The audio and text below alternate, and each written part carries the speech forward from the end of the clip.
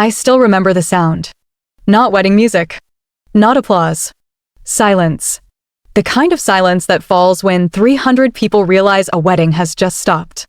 And it started when my sister laughed at my gift. I had spent the whole ceremony in the back row. Cheap suit. Old shoes.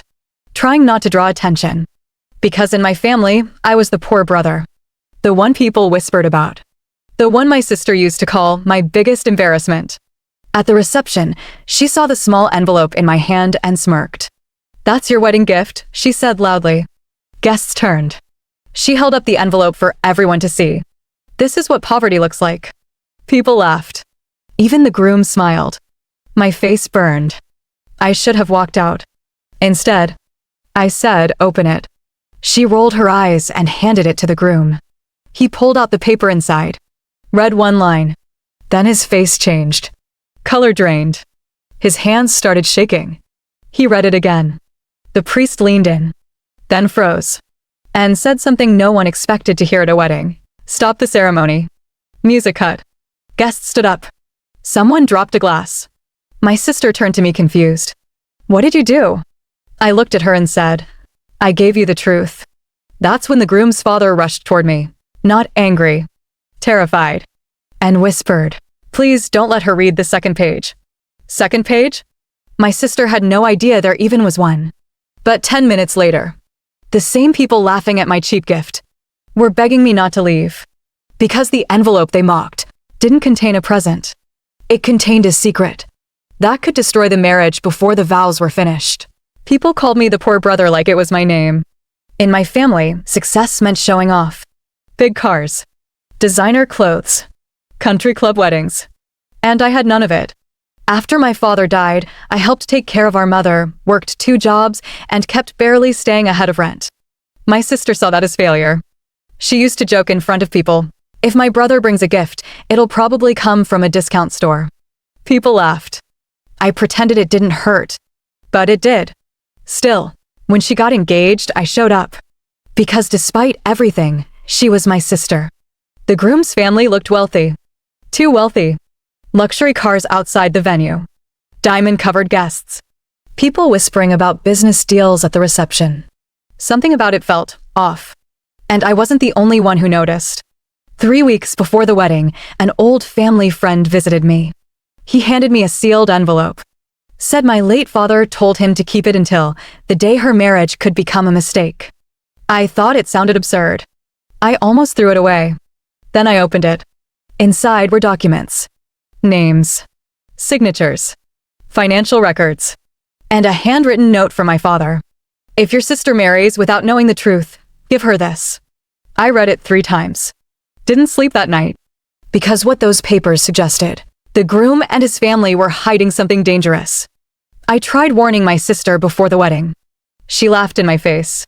"You're jealous," she said. "You can't stand seeing me marry rich." After that, I said nothing. I brought the envelope to the ceremony. Not as revenge. As a last chance.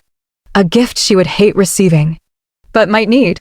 And when she humiliated me in front of everyone for that cheap little envelope, I almost walked away. Almost. But then I remembered my father's note. And said 2 words that changed the entire wedding. "Open it." The room was already tense after the priest stopped the ceremony. But my sister still didn't understand why. She looked at the paper in the groom's hand and laughed nervously. "What is this, some prank?" The groom didn't answer. He just stared. Frozen. Then his father stepped forward and tried grabbing the documents. I pulled them back. "No," I said. "She reads them." My sister's smile started fading. Guests whispered. The violinists had stopped playing. Even the waiters were standing still. Then she snatched the first page and read the top line.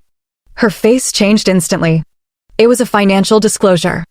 Proof the groom had hidden over $2 million in debt tied to lawsuits neither he nor his family ever mentioned. But that wasn't what stopped the wedding. It was page 2. The second page the groom's father didn't want her reading. She flipped it over. And her hands started shaking. It was a prenup draft. Already prepared. Signed by the groom's attorneys. And buried in it was a clause transferring control of any gifts, joint assets, and part of her personal inheritance into a holding company managed by his family after marriage. My sister looked up. What is this? The groom finally spoke. It was just legal protection. Legal protection? The room exploded. Guests shouting. Her bridesmaids crying. My mother screaming. Then my sister turned to me, the brother she had mocked in front of everyone, and whispered, "You knew." I nodded. I tried to tell you. She looked like she might collapse. But it got worse. Because tucked inside the envelope was one more document. A letter from my father. Written before he died. The priest read it aloud when my sister's hands were too unsteady. If this envelope is opened at the altar, it means greed entered before love. Stop the wedding. Walk away. Silence. Absolute silence. Then, my sister started crying. The same sister who called me poor. Who laughed at my gift. Who made 300 people watch her humiliate me. Now she looked at me like I was the only person in the room she trusted. But the groom's family wasn't finished. His father slammed the table. This wedding proceeds. Then I said something that made him step back.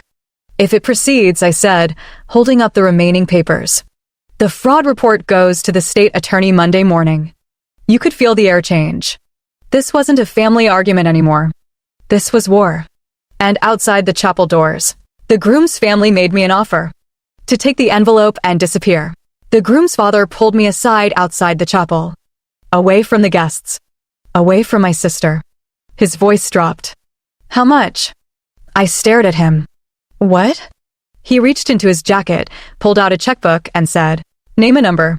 Leave now. Give me the envelope. For a second, I couldn't believe what I was hearing. They weren't denying the documents. They were trying to buy them back. I almost laughed. Then I said, You still think this is about money? His face hardened. That's when he made a mistake. He said, You have no idea what's in the last file. Last file? I hadn't even opened the sealed attachment clipped behind the father's letter. I looked down. There was one final envelope. My late father's handwriting. Open only if they try to silence you. My pulse started pounding. I opened it. Inside, property records, corporate filings, and one document that changed everything. The wedding venue itself, the luxury estate hosting the ceremony, was not owned by the groom's family. It was leased through a holding company, and controlling interest in that holding company belonged to my late father, transferred years ago into a family trust. I looked up in disbelief. The venue was legally ours. My sister's wedding was taking place on property my father controlled. And because the groom concealed financial fraud tied to marriage inducement, the lease could be terminated immediately. The groom's father saw me reading. His face went white. No. I walked back into the chapel. Guests turned. My sister stood crying near the altar. The priest looked at me, and I handed him the final document. He read one line, then lowered the paper slowly. What does it mean? My sister asked. I answered. It means they brought you here to impress you with wealth. I looked around the room.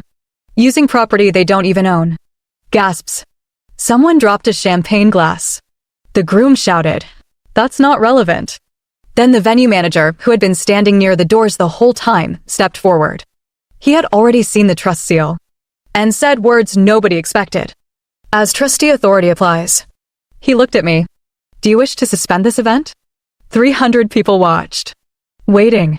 My sister looked at me through tears. The same woman who mocked my cheap gift. And whispered, Please save me. I took a breath. Then said, Yes. The music was cut. The event was halted. Wedding suspended. In one sentence. By the poor brother they laughed at. But then the groom made one last accusation. And pointed at me in front of everyone. You planned this. And that's when I revealed why my father expected this years ago. The groom pointed at me in front of everyone. You planned this. His voice echoed through the silent chapel. For a moment, every eye turned to me. Like maybe he was right. Like maybe I had come to ruin the wedding. I looked at him and said calmly, No, your family planned this. My father just saw it coming first. Then I held up the final letter. There's one page you haven't heard. The priest nodded for me to continue. My hands shook as I unfolded it. My father's handwriting stared back at me. I read aloud. If the groom attacks the messenger instead of answering the truth, trust the documents. End the marriage. Gasps rippled through the room. Even the groom stepped back. Because somehow, my father had predicted even this. My sister looked at him. Not with love. With suspicion. Then she asked the question no one wanted answered. Were you using me? The groom said nothing. Silence was answer enough. Then his father exploded. This is a misunderstanding. But the venue manager interrupted. Sir, there are also unpaid balances tied to this event. Unpaid balances? My sister turned slowly. You didn't even pay for this wedding? The groom lowered his head. And in that moment, whatever illusion remained died. My sister removed her ring. Not dramatically. Quietly. Set it on the altar. And said, It's over. The room erupted. Some guests applauded. Others argued. The groom's mother started crying. And suddenly, the same relatives who laughed at my cheap gift were surrounding me. Praising me. Calling me brave. I felt sick. Because hours earlier those same people had laughed. Then my sister came toward me. Eyes red. Voice shaking. I called you poor. She swallowed hard. And you saved me. I didn't know what to say. Then the groom made one final desperate move. He stepped close and hissed, If you expose my family, this gets ugly. I looked him in the eye. And for the first time that day, I smiled. Because there was one detail he still didn't know. The fraud report? It had already been sent. His face changed. Panic. Real panic. And I said quietly, The cheap wedding gift you mocked. I leaned closer. Was never the envelope. He frowned. What? I looked toward my sister.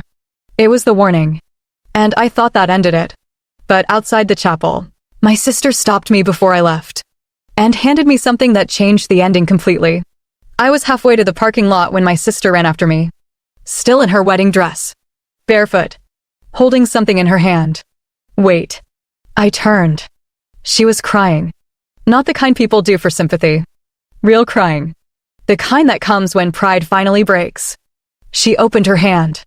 It was the small gift box I had brought with the envelope. The one no one bothered opening. What's this? She asked. I almost forgot about it. Because everyone focused on the papers. But the real gift was inside the box. I opened it and placed a simple silver key in her palm. She frowned. What is this open? I smiled. Dad's lake house. She stared at me. Impossible. That house had been sold years ago. Or so everyone believed. I handed her a folded deed. My father transferred his share before he died. To me. With instructions. Give it to your sister only if she chooses truth over greed. Her knees nearly gave out. You are going to give me this today? Yes. As your wedding gift. She covered her mouth and started sobbing. Because the brother she mocked for being poor had shown up to give her a house. Not expose her. Save her. And then, the final reversal happened. Our mother, who had watched all this in silence, walked over. Removed a gold bracelet she'd worn for years. A family heirloom. And placed it in my hand. This belonged to your grandmother, she said. It should have been yours long ago. For the first time in years, I felt seen. Then my sister looked back at the chapel. At the guests. At the life she almost entered. And said, They laughed at you because they thought you had nothing. She held up the silver key. They were wrong. Then she did something no one expected. She walked back inside the chapel. Stood at the altar.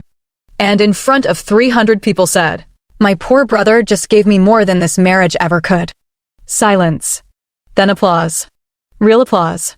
And as I thought the day could not turn any further, the police arrived for the groom's father. Nobody moved when the police entered. The chapel that had been dressed for a wedding was now watching a reckoning. The groom's father tried to leave. Too late. The fraud complaint had triggered an investigation, and the unpaid financial schemes tied to his business were already under review. He was escorted out in front of everyone who came to celebrate. That was the last time I saw the groom. The wedding ended. But strangely, the day didn't feel ruined. It felt rescued. A month later, my sister moved into the lake house. She kept the silver key on a hook by the front door. Never as a symbol of wealth, as a reminder of the brother she nearly lost through pride. Our relationship changed after that.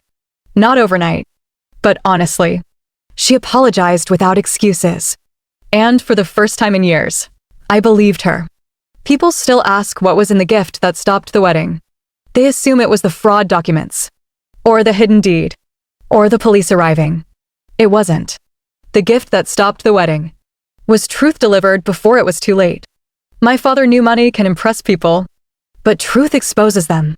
And he was right. The people who laughed at the poor brother ended up watching him protect the bride. Sometimes I think about the moment my sister held up my envelope and called it poverty. If she had thrown it away, her life might have been destroyed. Instead, that cheap little gift saved her future. And that's the part I'll never forget. They laughed at the poorest man in the room, until his wedding gift became the reason the wedding survived.